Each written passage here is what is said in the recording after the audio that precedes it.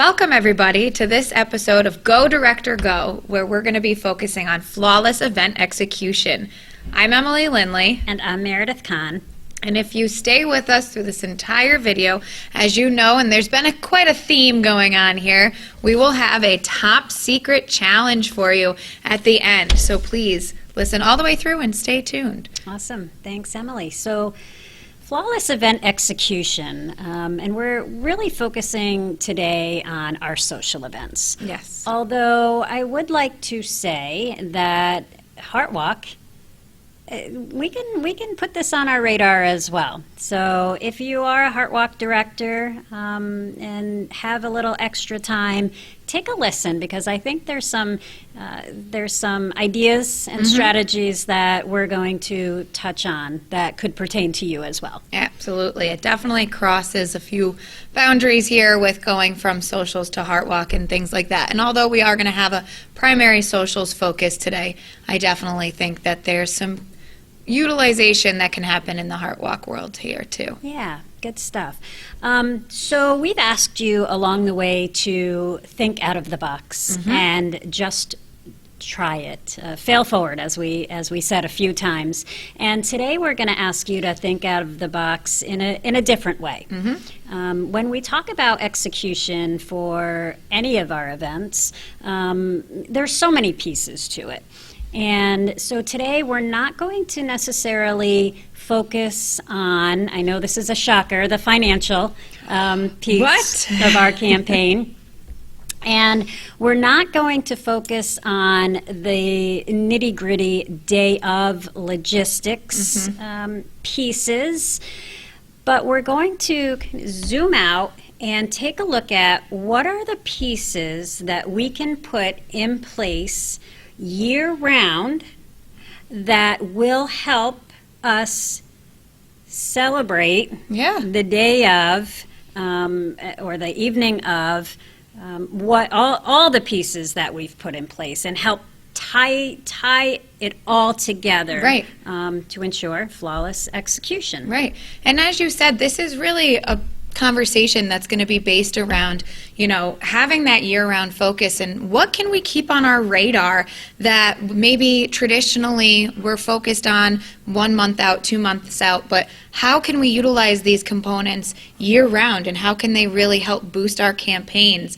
And also, we've talked a lot about, and we've heard a lot about these social events and our Heart Balls and our Go Red for Women and all of these really great dynamic social events. And they are really a catalyst for us to build new relationships with new sponsors, new volunteers, but they also are being utilized, which is great, as stewarding opportunities. So it's kind of changing our view, and again, thinking outside of the box, where it's not just thinking about it as an event, but it's thinking about it as kind of a culmination to what we are doing year-round.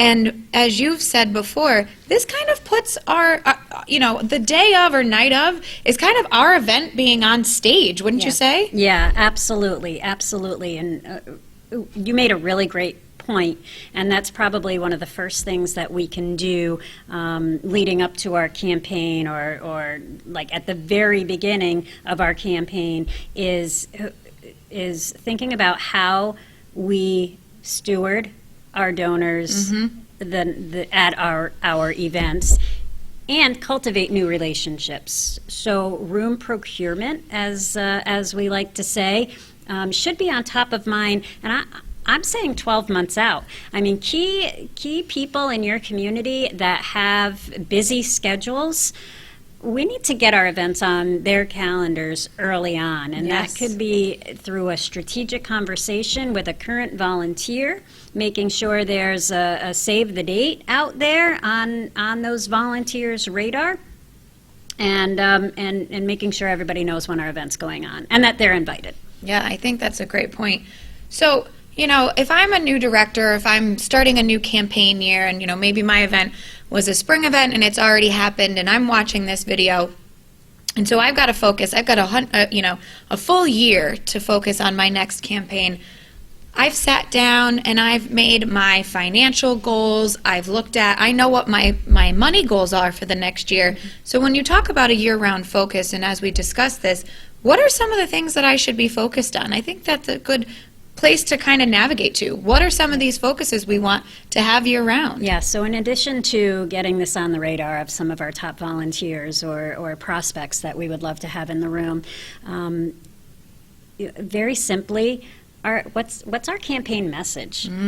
What do we want the face of our campaign to look like year round? And to break that down even further, are we thinking about a keynote speaker? Are we thinking about and talking to potential survivors or passion speakers? Do we have that auction chair in place? If auction is going to be a part of your night of or day of event, are we having those bigger conversations with individual donors about a potential matching gift or lead gift? Some of these things come into play, and I'm seeing this through conversations a month out from the event. And we are so busy as event directors, and I say this, and people that know me and talk to me in the field, I refer to that final month leading up to your event as being on the freight train. Yeah. So it's moving. We've got so many moving pieces, and we're so busy. So again, taking a look at the timeline and taking a look at our calendars and figuring out what can we get in place as early on as possible is only going to make our lives a little easier and, again, guarantee flawless execution at our events. So you mentioned one thing that really, I think, resonated with me, and that was the survivor story. And are we identifying survivors prior to maybe that month out or 2 months out when we're recording their videos? And, are we utilizing these survivor videos beyond just that day or night of? Could we have a bigger impact with potential prospected ELT members or chairs or Open Your Heart members or Circle of Red members? Could we be utilizing this survivor video in so many other ways than we really are? Because I think, our survivors are some of, if not the most important volunteers that we have, since we're always trying to lead with mission.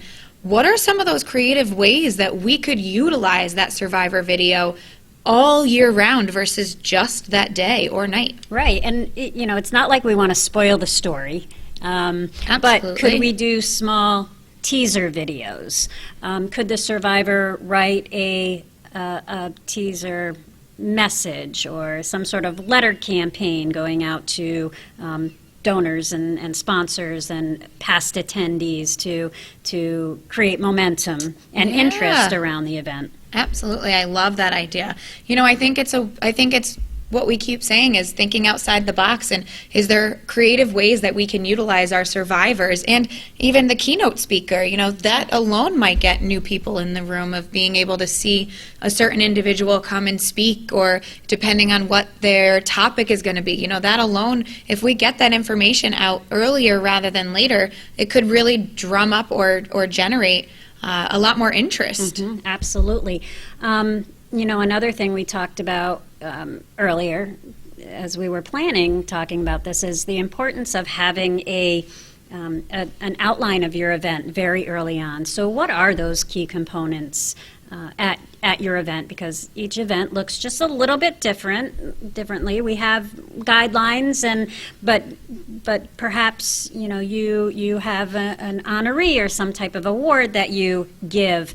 Are you scrambling 6 weeks out from your event to figure out who you're going to put up on stage and give that award to? Or can we put it on our calendar 12 months out to identify that person and have them in place and publicize that to help with attendance and support of the event? And then another area that often we overlook until just before the event is, how are we highlighting our sponsors at our event? I was just going to say, I think that's a big piece that we might be missing. One of the things that you and I have talked about, like you said, while we were planning this, was when we're sitting and talking about our financial planning and we're going through the goals, we know we have event goals, we have fiscal year goals, we have all these goals that we want to reach. And a lot of the times we talk about benchmarks and is there a certain benchmark you want to hit? Is there a certain benchmark you want your campaign to be recognized for? But when we sit down and we look at how we want our event to be executed, or what components of the event do we really want to have a focus on or a passion for throughout that year, are we also then sitting and saying, well, these are some of the things I want to have at my event. Can I turn those into sponsorship assets? Sure. Can I create or generate new sponsorship assets or unique sponsorship assets for my event specifically, and execute them flawlessly that day of and year round to, again, make my campaign a little bit more unique? Yep, and that goes back to the very first thing that we touched on is, what is your campaign message? So at the end of the day, when you're having a conversation with your executive leadership team, your chair, at the very beginning, asking them what they want their message to be, what Very success looks like to them, and then crafting those assets. And we have, as you know, really great national templates around our assets, but identifying which of those assets that you want to present to sponsors so that the vision and the message can come to life at the event. Yes. So we've kind of touched on, our auction chair and, some of these sponsorship assets, survivor stories. What other things should we be really looking at? Or sometimes, maybe we're doing them a little bit later, or what are some of those other things that we could really focus on, maybe a few months prior to help us ensure this flawless event execution? So a couple things that come to mind, and we talked about the auction chair, and definitely we want the campaign chair and the executive leadership team. But thinking about open your heart, what does that year-round cultivation and stewardship look like? Yeah, and do we have a plan to do it? Exactly, and do we even have a plan? Exactly, and having, so thinking about the day of or night of, if you are going to, and you should, highlight any pre-committed donors, Absolutely. What does that look like so that you can start talking about that with your donors early? And then something I wanted to touch on as far as you had talked about specific sponsorship assets that we can bring to life at the event, which is great. But also, when you secure those sponsors, let's say we secure a sponsor 6 months out, are you getting a warming the room meeting on their calendar? Key meeting that we should be having 4 weeks, 3 to 4 weeks from our event with our sponsors to talk about the night of. But we don't want to be scrambling. No. Can you meet me next week? It's 3 weeks from the event. I have to go over some key information. If we can make that part of the plan when we sign on a sponsor to get on their calendar a few weeks from the event. Yeah, those action plans. It's only going to, again, help make life easier during that super busy time. Absolutely. And I think another good piece to touch on is also something that we all primarily focus on maybe a little closer to the event is the run of show, and really doing what we, in a theatrical world would call a dress rehearsal. I think that would be beneficial to try, and maybe we schedule that a little bit earlier.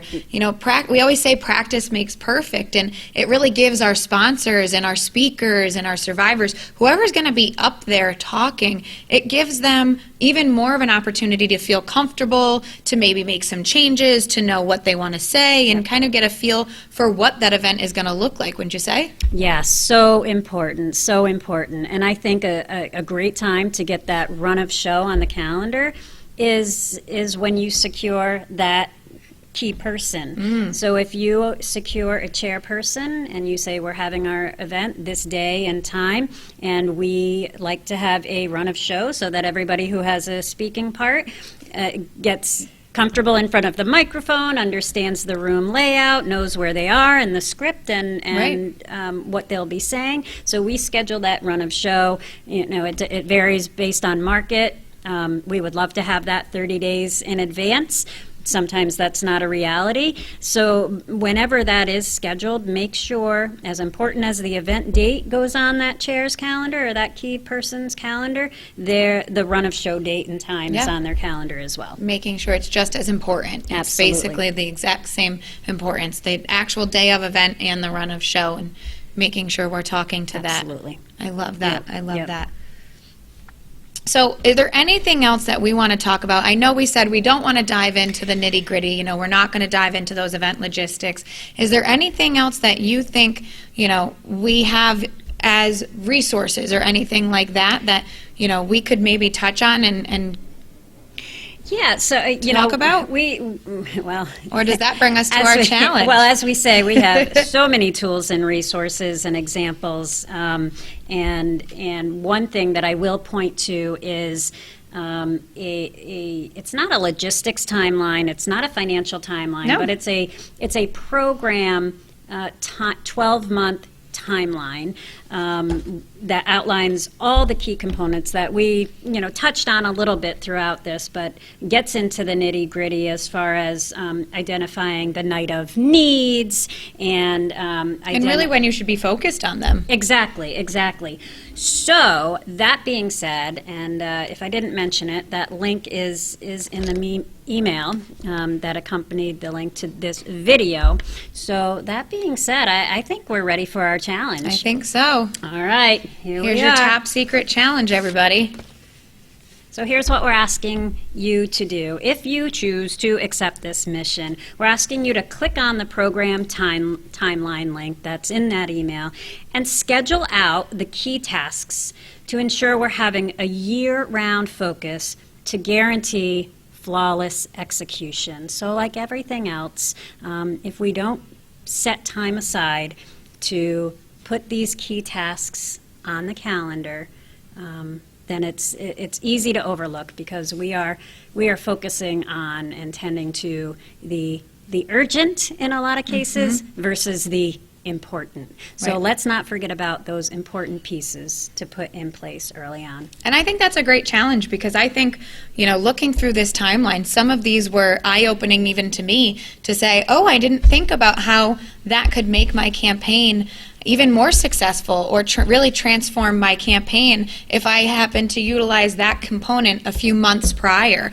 Or, other ways of thinking, like we were talking about utilizing things like the keynote speaker and the survivor stories in another way versus just that day or night of. Yep, absolutely. And to close this too, throughout this entire process, of course, we want to keep